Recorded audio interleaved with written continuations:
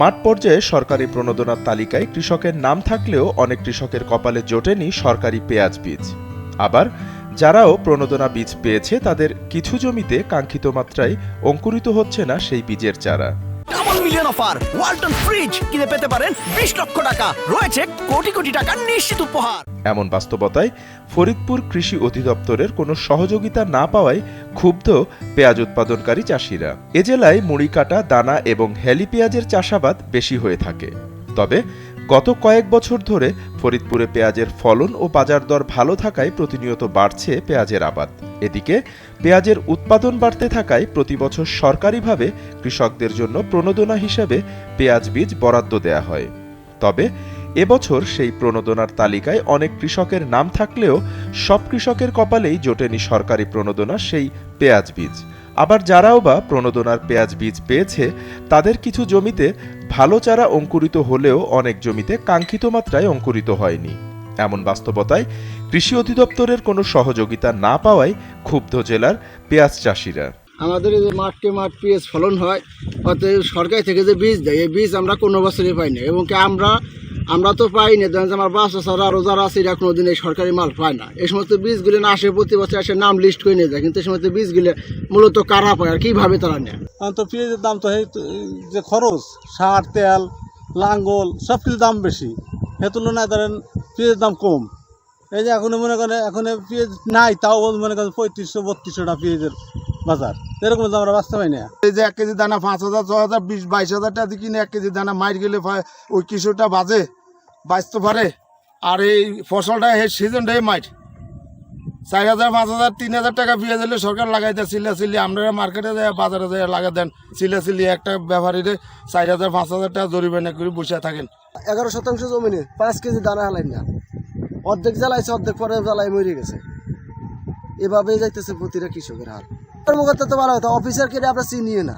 আমি বাড়ি পাইছি দানা, অর্ধেক মার গেছে, অর্ধেক আছে, ঠিক আছে। আর আমরা কোনো কৃষি সামানজাম পাই না। কৃষক যারা অরিজিনাল বিছন পায় না, যারা নেতা বেতারা আইনা আমার কাছে বেছে। আমরা স্প্রে মেশিন পাই না, বিছন পাই না, সার পাই না।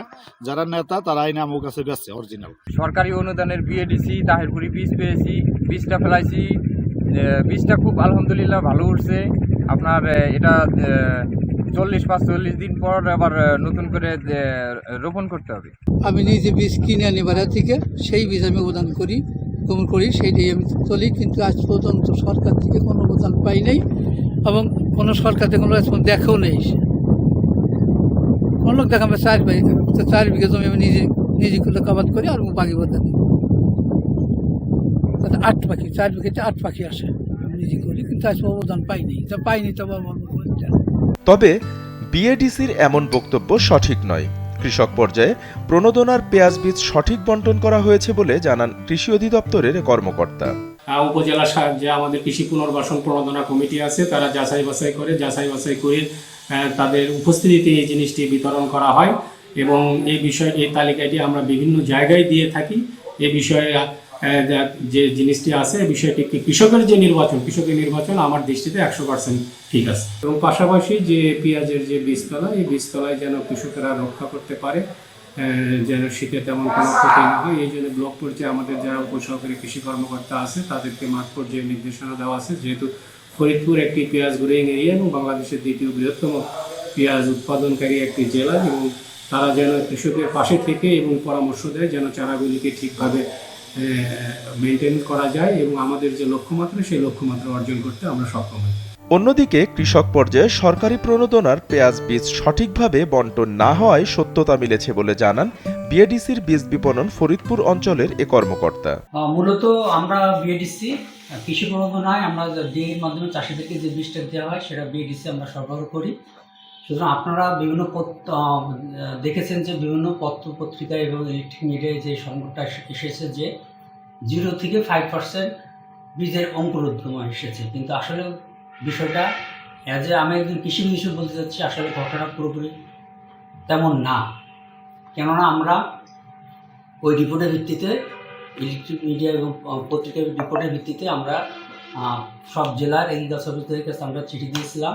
তাদের অগ্রাধিকার ভিত্তিতে প্রণোদনাদের পেঁয়াজের বীজের যে তারা তালিকা করেছিল সেই তালিকার জন্য আমি চিঠি দিয়েছিলাম, চিঠির পরিপ্রেক্ষিতে কয়েকটা উপজেলা থেকে আমি তালিকা পেয়েছিলাম। সেই তালিকা থেকে আমরা দৈবচরণ ভিত্তিতে আমরা অনেক চাষির কাছে আমরা ফোন দিয়েছিলাম। কিছু কিছু জায়গা তারা বীজ পেয়েছে এবং অনেক জায়গা আছে তারা বীজে পায়নি। সুতরাং যে বীজটা পায়নি, আমরা টেলিফোন দিয়ে কিন্তু আমাদের কাছে ডকুমেন্ট আছে, তারা যে বীজটা পায়নি সে বীজটা যদি না পেয়ে থাকে তাহলে সেই বীজটা কোথায় আসছে এটা একটা দেখার বিষয়। কিন্তু সুতরাং ঢালাওভাবে বলা যাবে না যে বীজ গজায়নি, কেন যে বীজটা পায়নি সে বীজটা তো মাঠেই লাগায়নি। তাহলে কিভাবে বলা যাবে যে আমার পুরো বীজই খারাপ? সুতরাং এখানে আসলে বিষয়টা আরও তদন্ত বিষয় আছে, আর আমরাও যে তদন্ত কমিটি করা হয়েছে সেটা তদন্ত কমিটিও দেখেছে। এদিকে এবছর জেলার 9টি উপজেলায় প্রায় 44,000 হেক্টর জমিতে পেঁয়াজের আবাদ করা হচ্ছে, যা থেকে প্রায় 6 লক্ষ মেট্রিক টন পেঁয়াজ উৎপাদনের লক্ষ্যমাত্রা আশা করছে কৃষি বিভাগ। SATV digital.